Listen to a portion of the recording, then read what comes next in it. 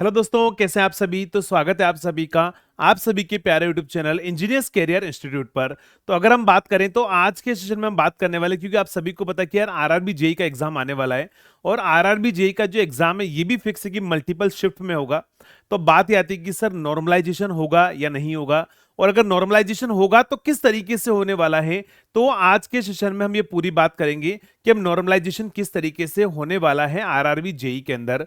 तो देखो यहाँ पर आरआरबी जेई की तरफ से नोटिफिकेशन आया है, और ये जो नोटिस है उन्होंने बोला है कि हमारे पास में the notice on the normalization methodology for the computer based examination. तो यहाँ पर हमारे पास में नॉर्मलाइजेशन कैसे होगा, तो उन्होंने बोला it is notified that the all concern that the following normalization methodology for the normalization of score marks shall be followed by the RRBs on the raw score of the candidates in the examination conducted in the multiple shift examination.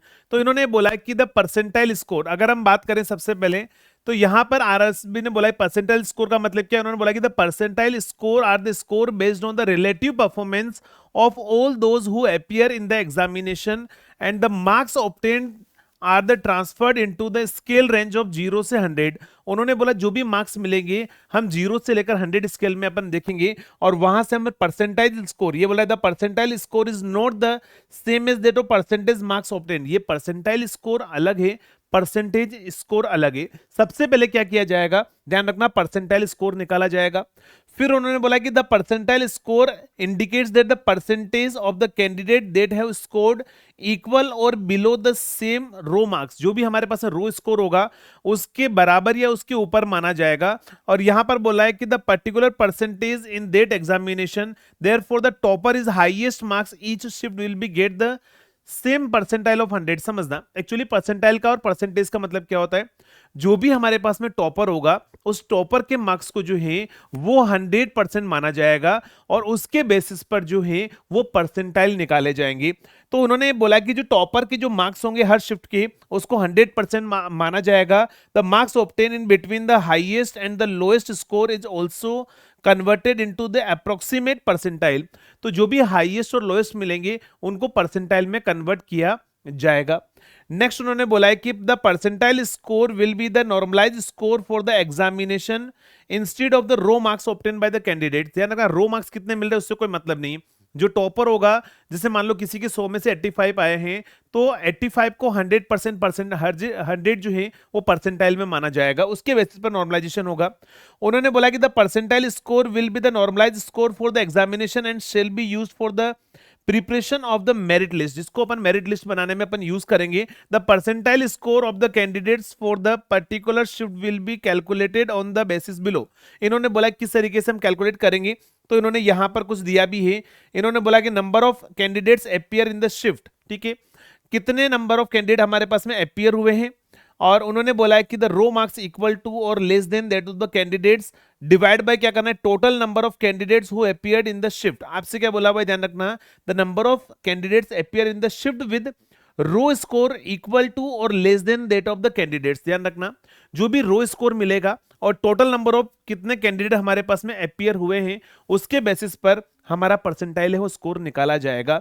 The percentile score of the raw score of all candidates for the shift would be merge with the cell called the RRB score. उन्होंने बोला कि हम क्या करेंगे, जो भी percentile score है उसके बेसिस पर हम क्या करेंगे, यहां पर मेरिट लिस्ट बनाएंगे। उन्होंने ये बोला गया है, उन्होंने बोला था percentile score will be the calculated up to 5 decimal places to avoid the bunching effect और रिड्यूस द टाइज। ध्यान रखना, ये होता है ना कि बहुत सारे स्टूडेंट के सेम मार्क्स आ जाते हैं, अब किसको सेलेक्ट किया जाए और किसको सेलेक्ट नहीं किया जाए, तो इसीलिए उन्होंने बोला है कि हम क्या करेंगे, अप टू 5 डेसिमल तक हम जो है परसेंटाइल स्कोर को हम लेकर चलेंगे, उसके बेसिस पर हम मेरिट लिस्ट बनाएंगे। इन्होंने बोला कि इन केस 2 और more candidates scoring same percentile score, अगर मान लो ऐसा होता है कि आरआरबी में 2 कैंडिडेट्स के सेम परसेंटाइल स्कोर होते हैं, तो there merit list position shall be determined by the age criteria. ध्यान रखना, अगर 2 के परसेंटाइल स्कोर हमारे पास में सेम होते हैं तो एज क्राइटेरिया फॉलो किया जाएगा। Older person shall be placed at the higher merit, जो भी ओल्डर हैं उनको हायर पर रखा जाएगा मेरिट लिस्ट में, in the case of age being same. ठीक है, अगर एज बिंग सेम है देन क्या होगा, alphabetical order A to Z के नेम में जो हमारे पास में ब्रेक किया जाएगा, जिसका एबीसीडी पहले आता होगा उसको प्रायोरिटी दी जाएगी, जिसका बाद में आता है उसको बाद में प्रायोरिटी दी जाएगी, उन्होंने ये बोला है। नेक्स्ट अगर हम बात करें तो 8th पॉइंट उन्होंने क्या बोला हुआ है समझना। 8th पॉइंट उन्होंने यहां पर बहुत सारे फॉर्मूले भी दिए हुए हैं, ठीक है। आप यहां पर ये सारा फॉर्मूला, ये जो पीडीएफ है आपको इंजीनियर्स कैरियर इंस्टीट्यूट के ऑफिशियल चैनल में भी आपको मिल जाएगी, वहां पर भी आप इस पीडीएफ को कलेक्ट कर सकते हैं। नेक्स्ट समझना। नेक्स्ट उन्होंने ये बोला है कि in order to finalize the merit based percentage score as mention about, it is necessary to include only those candidates in the merit list who have scored minimum percentage for the eligibility। ध्यान रखना, general के लिए 40%, EWS के लिए 40%, OBC NCL के लिए 30%। ये minimum criteria आपको जो है आरआरबी ने दिया था, वो क्राइटेरिया आपके पास में होना चाहिए।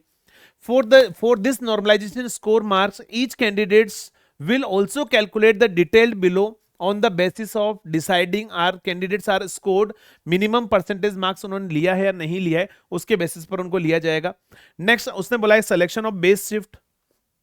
चलिए अब उन्होंने क्या बोला है कि अगर हम बात करें यहां पर बेस शिफ्ट के बारे में, तो base shift is the shift having the highest mean among the all shift. ध्यान रखना, बेस शिफ्ट किसको माना जाएगा, जिस शिफ्ट में सबसे हाईएस्ट हमारे पास में क्या है, एवरेज आया है, उसको क्या होगा, बेस शिफ्ट माना जाएगा।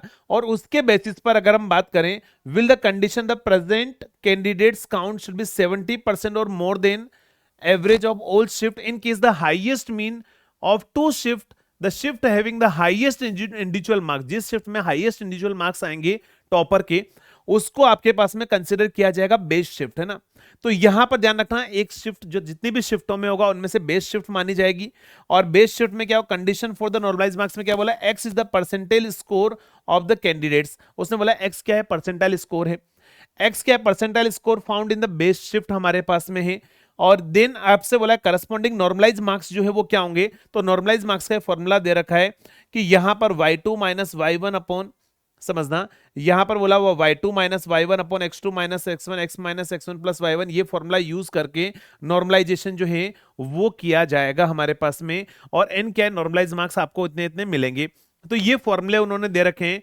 ये बोल रहा है कि हमारे पास में for the candidates whose percentile score is less than that of minimum percentile, base shift percentile है, उनके लिए फॉर्मूला यूज किया जाएगा। यानी कि देखो मेन चीज क्या है, और ये आज की ही इंफॉर्मेशन है, तो यानी कि नॉर्मलाइजेशन तो होना है वो फिक्स है। ध्यान रखना, क्या बोला मैंने, नॉर्मलाइजेशन तो फिक्स से होगा ही होगा। अब ये ध्यान रखना है आपके पास में यहां पर 7 पॉइंट जो है थोड़ा सा क्रुशियल है, कि ध्यान रखना अगर दो के मार्क्स अगर सेम आते हैं तो जिसकी एज हमारे पास में ज्यादा होगी उसको हमारे पास में, मतलब एज क्या होगा हमारे पास में, ओल्डर होगा, उसको प्रायोरिटी दी जाएगी। और अगर फिर भी अगर सेम आता है तो भी एज भी सेम है, तो ए टू जेड के रेस्पेक्ट में क्या होगा, प्रायोरिटी दी जाएगी। तो ये एक बहुत बड़ी इंफॉर्मेशन है, यानी कि नॉर्मलाइजेशन होने वाला है, तो आप सभी को तैयार रहना है। जो शिफ्ट थोड़ी सी टफ होगी वहां पर मार्क्स भी आपके बढ़ेंगे। तो ये एक बहुत बड़ी इंफॉर्मेशन थी, और भी मिलेंगे नेक्स्ट वीडियो के अंदर। तब तक के लिए थैंक यू सो मच।